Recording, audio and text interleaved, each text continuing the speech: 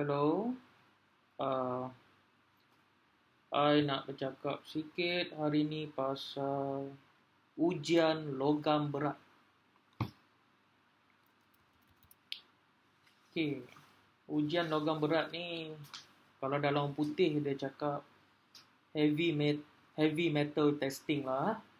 Heavy metal testing, okay, ujian logam berat. Kalau saya terangkan sikit, okay, yang pertama, apa itu ujian logam berat? Okay, what is heavy metal testing? Adalah sikit saya buat tulis-tulis ni ha.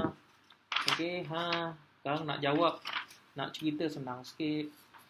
Okay, sebenarnya logam berat ni benda semula jadi. Okay, kita tak boleh nak elak logam berat sebab logam berat ni sentiasa ada di sekeliling kita, dekat udara, makanan, minuman, produk-produk kita semuanya ada. So basically logam berat ni adalah salah satu daripada unsur-unsur kimia. Okay, kalau orang kimia ni dia faham lah. Logam berat ni ada dalam jadual berkala. Okay, so dia adalah logam berat yang berketumpatan tinggi dan logam berat ni kalau pada kepekatan yang rendah dia tidak berbahaya.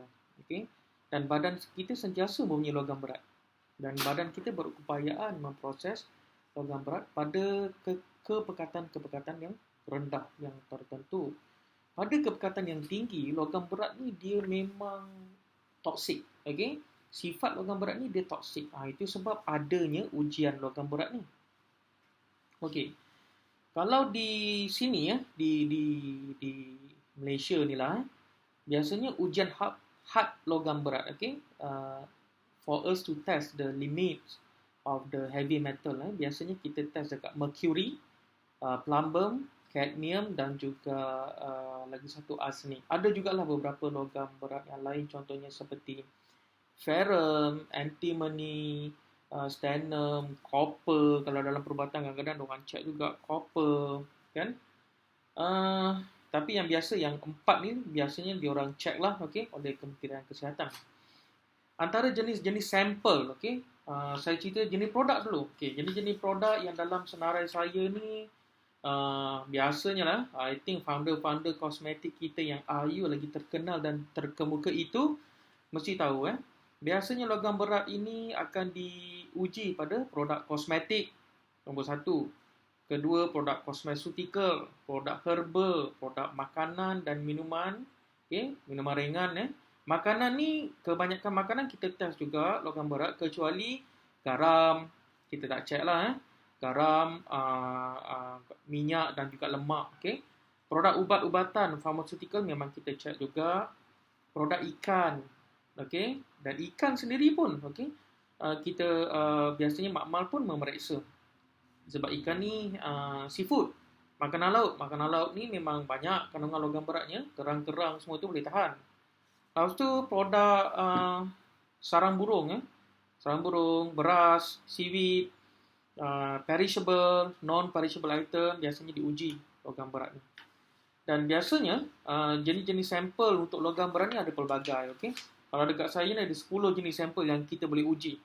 Okay? Contohnya kalau bahan-bahan berubat ni jenis kapsul, tablet, kapsul keras, kapsul lembut, serbuk, pil, cecair, krim, minyak, salap, plaster. Makanan lagi macam-macam, daging pun ada. Food, kalau kata food paste, kalau biasa kita dengar contohnya lah, saya buat paste ikan bilis contohnya, okay, pun boleh uji kandungan logam berat di dalam paste ikan bilis yang saya buat tadi. Okay. So, cara analisis logam berat ni ada macam-macam, tetapi biasanya makmal di kebanyakan tempat menggunakan kaedah yang agak moden, kita panggil sebagai inductive coupled plasma mass spectroscopy, okay, ICP-MS. Ada yang guna lagi advance, lagi mahal, diguna ICP-MS, ada yang guna AAS, ada yang guna combination of HPLC dengan ICP-MS, okay. So, limit dia macam mana pula?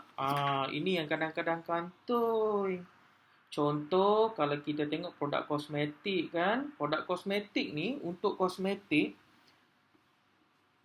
dia dalam annex 1, okey, bahagian 14, okey, ini daripada sumber NPRA had logam berat untuk merkuri adalah tidak melebihi 1 ppm, bagi plumbum tidak melebihi 20 ppm, bagi arsenik tidak melebihi 5 ppm, bagi kadmium tidak melebihi 5 ppm. Kadang kalau produk yang memang terlebih dia punya heavy metal limits ni, terlebih had, memang akan tak boleh jual lah basically. Kita nak had yang selamat. Sebab kalau lebih daripada nilai-nilai had tadi, ini had kosmetik, saya tak cerita had kepada produk makanan yang lain. Sebab ujian logam berat ini dilakukan kepada banyak produk. Saya cuma fokus kosmetik kat sini.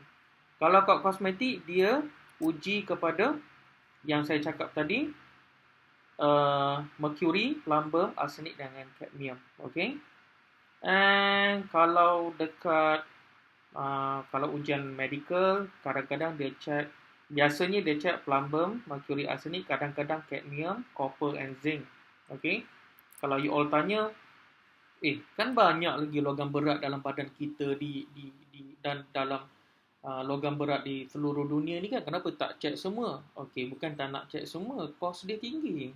Dan lagi pun yang lain tu mempunyai kepentingan yang sangat rendah, lebih rendah daripada 1 ppb. So dia tak relevan untuk kita check dan tidak memberi kesan toksik pun. Okey. Dan sedikit information mengikut Akta Racun 1952. Tahap piawaian untuk herba, contohnya bagi arsenik adalah 5 ppm. Okey. Merkuri pun, merkuri agak rendah kat sini 0.5 ppm. Plumbum 10 ppm, kadmium 0.6 ppm. Ini tahap piawaian untuk herba berdasarkan Akta Racun 1992. Kalau ada yang advance ataupun updated polisi ataupun akta ni, tinggalkan dekat ruangan komen. Okey. So, dekat sini saya nak cakap, saya nak wrap up balik, ujian logam berat ni penting, terutamanya bagi produk kosmetik. Saya fokus kosmetik dulu sebab kita nak pastikan kosmetik yang kita guna tidak toksik. Okay?